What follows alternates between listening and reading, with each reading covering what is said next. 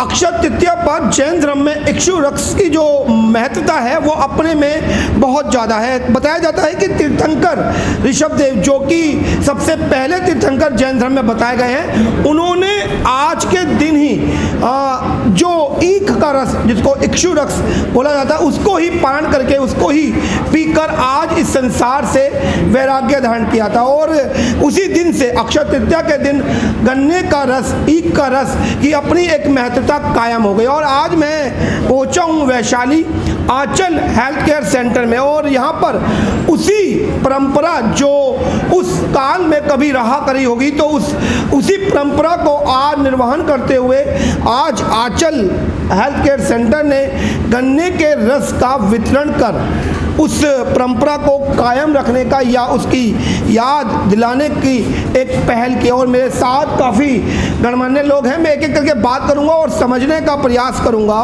कि आखिर क्या प्रेरणा रही सब। देखिए, एक तो जो आपने कहा आंचल स्वास्थ्य केंद्र, जो आज जिस छत में हम बैठे हैं, ये पारसधाम फाउंडेशन है। पारसधाम का एक मंदिर है जो एक जैन समाज द्वारा निर्मित मंदिर है, उसके तहत ही ये आंचल है। सब चीज़ें आंचल एक नहीं है, मतलब आंचल और पारसधाम एक चीज़ है।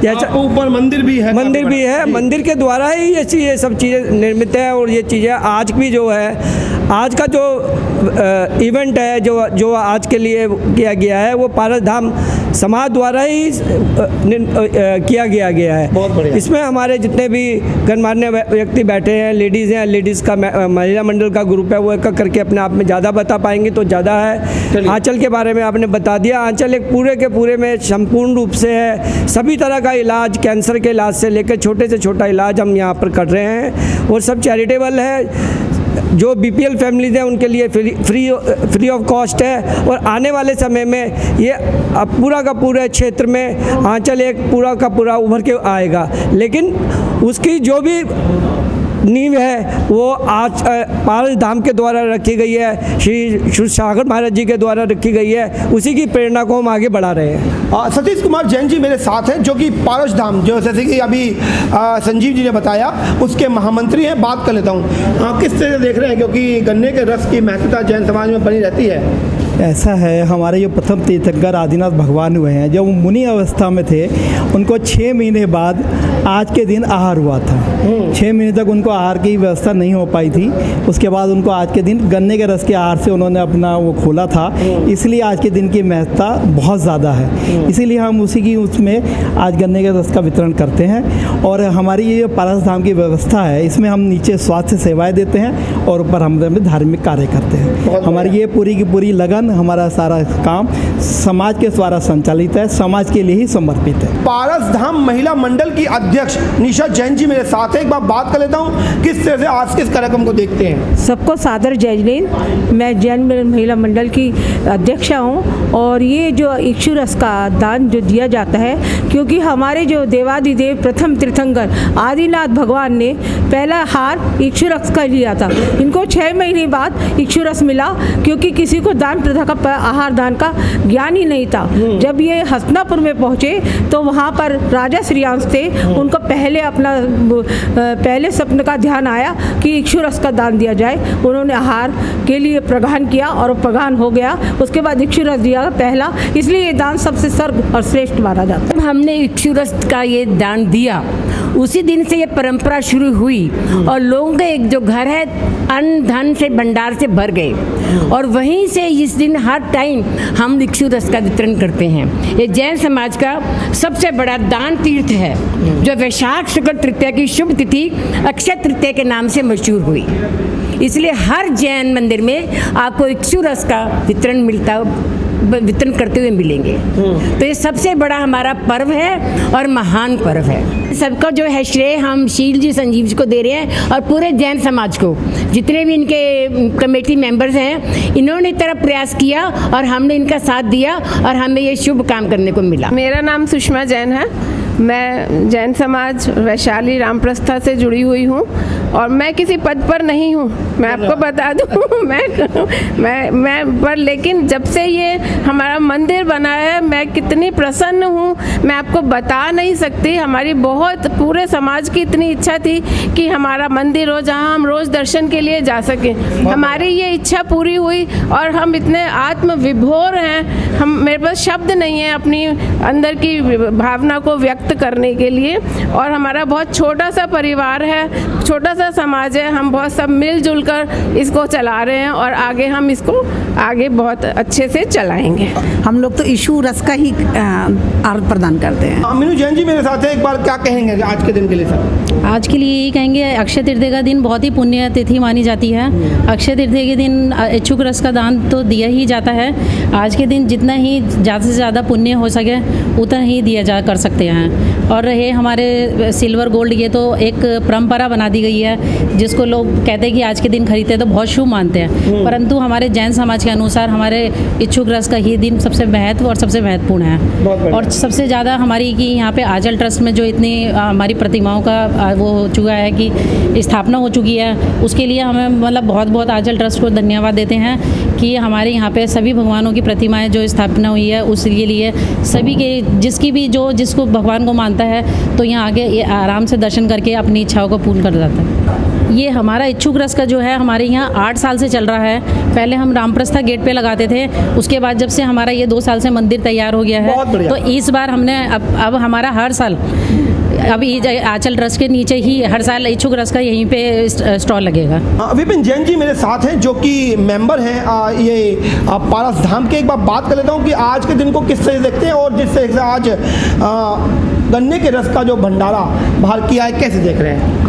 देखिए, आज अक्षय तृतीया का मतलब होता है जिसका क्षय ना हो, तो इस तृतीया का क्षय नहीं होता। इसी वजह से सभी लोग सोना चांदी या किसी भी व्यवस्था को लेते हैं और आज के दिन शादियां भी इसी वजह से होती हैं कि इसका क्षय नहीं होता। तो अक्षय तृतीया बाकी सब सिर्फ जैन मैथोलॉजी जैन सिस्टम के अलावा भी अन्य सिस्टम्स के हिसाब से भी इस दिन का एक स्पेशल ग्रह का योग बनता है और इसका क्षय नहीं होता। और आज भी हसनापुर और वो जो एरिया है वहाँ पर गन्ने का जो पैदावार है वो इंडिया में टॉप होती है, क्योंकि इसी दिन भगवान आदिनाथ का हसनापुर के अंदर पहला आहार हुआ था इक्षु रस का। आज का जो कार्यक्रम रखा है आज धाम ने कैसे देख रहे हैं?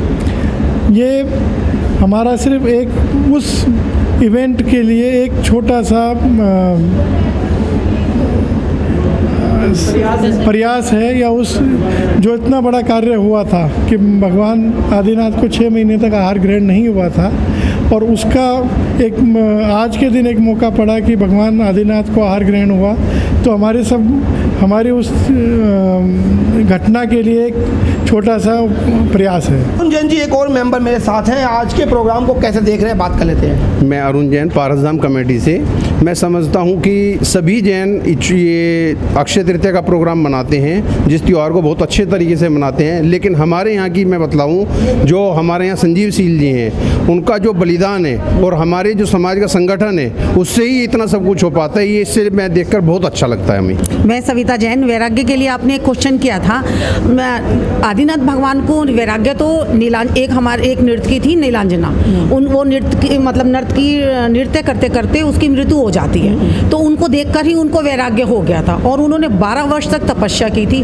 तपस्या करने के बाद जब वो आहार के लिए उठी तो उनको आहार नहीं मिला 6 महीने तक। जब वो 6 महीने सारे नगर में घूमते रहे, क्योंकि किसी को आहार देने की प्रतिक्रिया नहीं मालूम थी, फिर राजा श्रांस को उनको मतलब सपने में आया, पहले भाव का सपने में आया, तब उन्होंने उनको यीशु रस का आहार दिया, इसीलिए ये अक्षय तृतीया के नाम से मशहूर। धाम कमेटी के प्रचार मंत्री मेरे साथ हैं और मंदिर के प्रांगण में हम इस समय विद्वान हैं। एक बार बात कर लेता हूँ कि किस तरह से आज के इस कार्यक्रम को देखते हैं और अक्षय तृतीया की जैन धर्म में क्या महत्वता है। जय जगन्नाथ भाई जी, जैसा कि अभी आप लोगों को सबने बताया है कि जैन धर्म में अक्षय तृतीया की कितनी मान्यता है, परंतु जैसे अभी आपने नीचे पूछा था कि अक्षय तृतीया को हम और किस किस रूप में देखते हैं, मैं आपको बता दूं अक्षय तृतीया का दिन इतना महान है हर धर्म के लिए कि आज ही के दिन पृथ्वी पर गंगा जी का अवतरण हुआ था, आज ही के दिन परशुराम जी का जन्म हुआ था, आज ही के दिन माँ अन्नपूर्णा का जन्म हुआ था और आज ही के दिन कुबेर को धन का सानिध्य मिला था। तो जैसे अभी आप पूछ रहे थे कि सोना चांदी खरीदते हैं कि कुबेर को आज के दिन धन का साम्राज्य मिलने के कारण बहुत से लोगों में मान्यता है कि अक्षय तृतीया के दिन अगर हम सोना चांदी खरीदते हैं तो हमारे यहाँ धन की बरसात होती है। परंतु हमारे जैन धर्म में हर चीज़ का अपर्याय है। हमारे यहाँ से हमारे जो प्रथम तीर्थंकर श्री आदिनाथ भगवान थे, उन्होंने 6 महीने की साधना और उपवास के बाद आज उनका इच्छुक रस यानी कि इच्छुक रस माने गन्ने के रस से आज उन्होंने आहार को खोला था।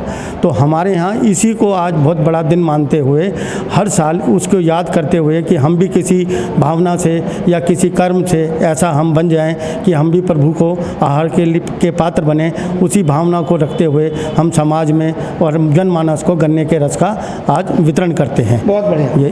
ये तो अक्षय तृतीया का जैन धर्म में ये मान्यता है। बाकी हर धर्म में तो ये पूजने हैं ही, जैसे मैंने आपको बताया कि गंगा जी और सबसे बड़ी बात आज ही के दिन श्री कृष्ण भगवान ने द्रौपदी का जब चीरहरण हो रहा था उसकी लाज भी आज ही के दिन बचाई थी। बहुत बढ़िया। और कृष्ण और सुदामा का मिलन भी अक्षय तृतीया के दिन ही हुआ था। तो इतनी महान घटनाएं इस दिन से जुड़ी हुई हैं कि ये हर धर्म के लिए और हर व्यक्ति विशेष के लिए ये पूजनीय है और एक त्योहार की तरह से है।